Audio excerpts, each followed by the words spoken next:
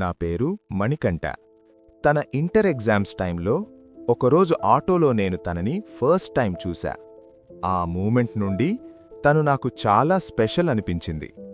అప్పటినుండి సైలెంట్గా తనని ఫాలో అవ్వడం స్టార్ట్ చేశా. ఫిజిక్స్ ఎగ్జామ్ రోజు తన కోసం ఒక చిన్న గిఫ్ట్ తీసుకుని ఒక లెటర్ రాశా. ఆ లెటర్లో, నేనంటే నీకు ఇష్టముంటే రేపు వైట్ కలర్ డ్రెస్ వేసుకుని రా అని రాసి ఆ గిఫ్ట్ మరియు ఆ లెటర్ని తను ఆటోలో కూర్చునే ప్లేస్లో పెట్టాను. కాని అది ఇంకో అమ్మాయి చదివి వైట్ కలర్ డ్రెస్ వేసుకుని వచ్చింది. ఆ రోజు నాకు చాలా బాధ వేసింది. కాని నేను లవ్ చేస్తున్న అమ్మాయికి నేను తనని లవ్ చేస్తున్న విషయం ముందే తెలుసు. తన ఎగ్జామ్స్ కంప్లీట్ అయ్యాక తనని ఎలా చూడాలో ఎలా మాట్లాడాలో నాకు అర్థం కాలేదు. నేను కన్ఫ్యూజ్లో ఉన్న టైంలో తనకి నా నంబర్ ఎలా తెలిసిందో తెలియదు గాని 4 డేస్ తర్వాత తనే నాకు ఫోన్ చేసింది. తన వాయిస్ విన్నాక నేను చాలా హ్యాపీగా ఫీల్ అయ్యా.